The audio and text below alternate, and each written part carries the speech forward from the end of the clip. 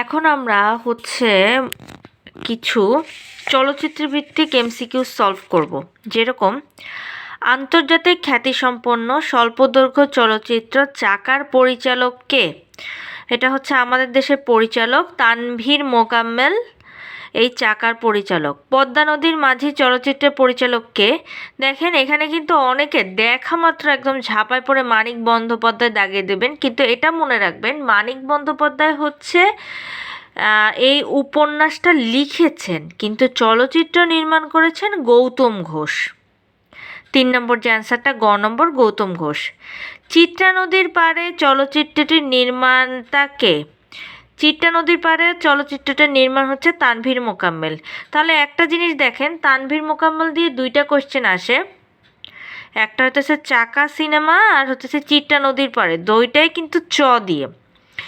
কোন চলচ্চিত্র 1947-এ দেশভাগ নিয়ে নির্মিত? 1947-এ দেশভাগ নিয়ে নির্মিত হচ্ছে চিত্রা নদীর পাড়ে। যেহেতু আমাদের দেখবেন চলচ্চিত্রগুলো একটু দেশভাগ, মুক্তিযুদ্ধ, গণ অভ্যুত্থান এগুলো নিয়ে নির্মিত চলচ্চিত্র নিয়েই কিন্তু কোশ্চেনগুলো আসে। এ কারণে চিত্রা নদীর পাড়ে ইম্পর্টেন্ট। তিতাস একটা নদীর নাম, আরও একটা নদী আমরা পেয়ে গেলাম তিতাস। এটার পরিচালক ঋত্বিক ঘটক। নিচের কোন চলচ্চিত্রের ঋত্বিক ঘটক পরিচালক নয়? এটার অ্যান্সার অরণ্যের দিনরাত্রি।